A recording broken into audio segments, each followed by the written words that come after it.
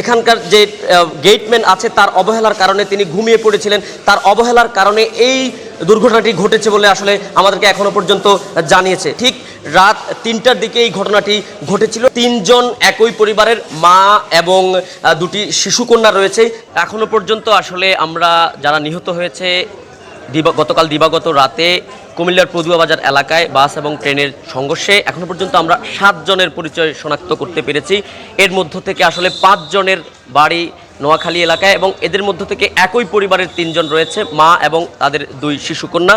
এই মুহূর্তে আমরা সরাসরি যুক্ত হচ্ছি কুমিল্লা মেডিকেল কলেজ এলাকা থেকে। আমরা এখানে দেখেছি আসলে হাসপাতালের যে মর্গ এলাকা, সেখানে আসলে স্বজনদের কান্নায় এখানকার আকাশ বাতাস ভারী হয়ে উঠেছে। আমরা এখনো পর্যন্ত যে ৭ জনের পরিচয় শনাক্ত করতে পেরেছি তাদের মধ্যে চাঁদপুরের কচুয়া থানার চাপাতুলি এলাকার তাজুল ইসলাম বয়স ৭০, জুহাদ ঝিনাইদহ গোয়ালপাড়া এলাকার যার বয়স ২৩, এছাড়াও একই পরিবারের ঝিনাইদহ এলাকার পিন্টুর স্ত্রী লাইজু আক্তার এবং তার ২ শিশু কন্যা খাদিজা ৫ এবং মরিয়ম ৩ বছর বয়সের, তারাও এই ঘটনায় নিহত হয়েছে।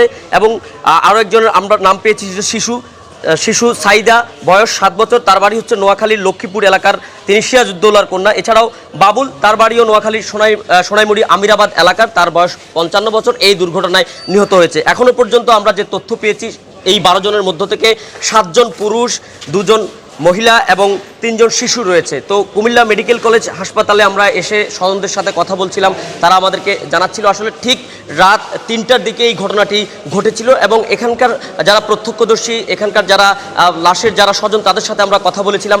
এখানকার যে গেটম্যান আছে তার অবহেলার কারণে তিনি ঘুমিয়ে পড়েছিলেন। তার অবহেলার কারণে এই দুর্ঘটনাটি ঘটেছে বলে আসলে আমাদেরকে এখনো পর্যন্ত জানিয়েছে। তো আসলে আরও যে নিহত রয়েছে ৫ জন, ১২ জনের মধ্যে আমরা ৭ জনের এখনো পর্যন্ত নাম ঠিকানা পেয়েছি।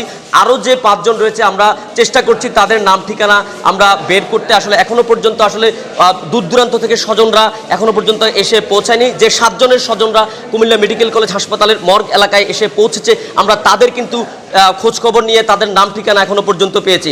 এর মধ্যে ৫ জনের বাড়ি কিন্তু আসলে নোয়াখালীতে এবং তারা কিন্তু নিহত হয়েছে এবং ৩ জন একই পরিবারের মা এবং দুটি শিশুকন্যা রয়েছে, তারাও এই দুর্ঘটনায় নিহত